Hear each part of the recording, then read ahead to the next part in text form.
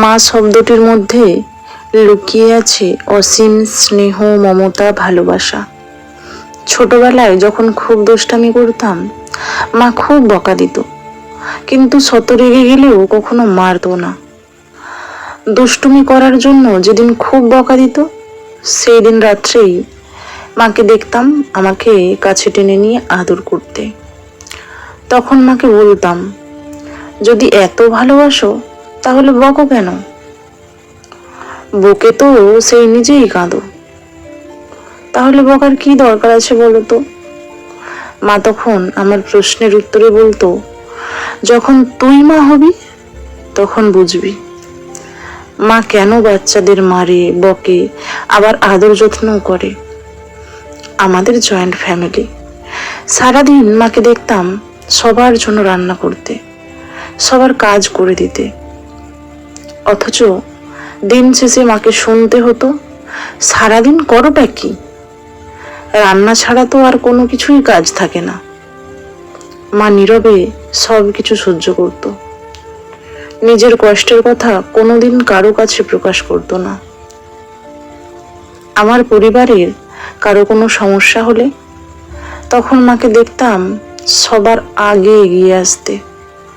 এমনকি খুব বেশি সমস্যা হলে নিজের গয়না খুলে দিতেও দেখেছি মাকে।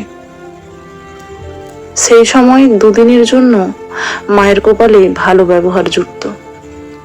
কিছুদিন পর থেকে আবার সেই লাঞ্ছনা গঞ্জনা। মাঝে মাঝে মাকে দেখতাম মা লুকিয়ে কান্নাকাটি করছে। মাকে যখন জিজ্ঞেস করতাম, মা কাঁদছো কেন? মা বলতো, কোথায়, কাঁদছি না তো, বোধহয় চোখে কিছু পড়েছে। বুঝতে পারতাম মা কিছু একটা লুকোচ্ছে। মাকে দেখতাম মা সবসময় ভালো কিছু খাবার নিজে না খেয়ে আমাকে খেতে দিত, নিজে খেত অবশিষ্ট পড়ে থাকা খাবার।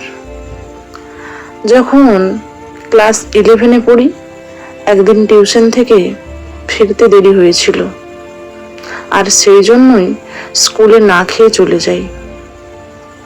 স্কুলে 2টো ক্লাস হয়েছে, এমন সময় স্কুলের একজন স্যার আমাকে ডেকে পাঠালেন। সেখানে গিয়ে দেখি হেড স্যারের রুমে মা।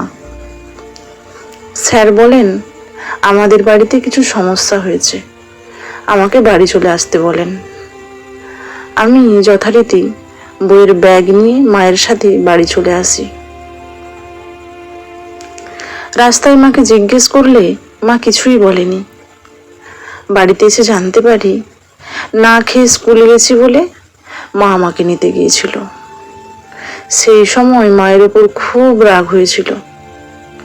সামান্য একদিন খাবার না খেয়ে গেছি বলে মা আমাকে স্কুল থেকে নিয়ে চলে আসলো। মা সেদিন আমাকে কিছুই বলেনি। ধীরে ধীরে কখন যে আমি তুমি হয়ে উঠেছি বুঝতেও পারিনি। আজ আমি 2 সন্তানের মা। এখন মনে হয় সেদিন তুমিই ঠিক ছিলে। মায়েরা যেমন বাচ্চাদের বকা দেয়, শাসন করে, তেমনি সন্তানদের নিজের জীবনের থেকেও অনেক বেশি ভালোবাসে। আজ তুমি আমাদের মধ্যে নেই, খুব মিস করি মা তোমাকে।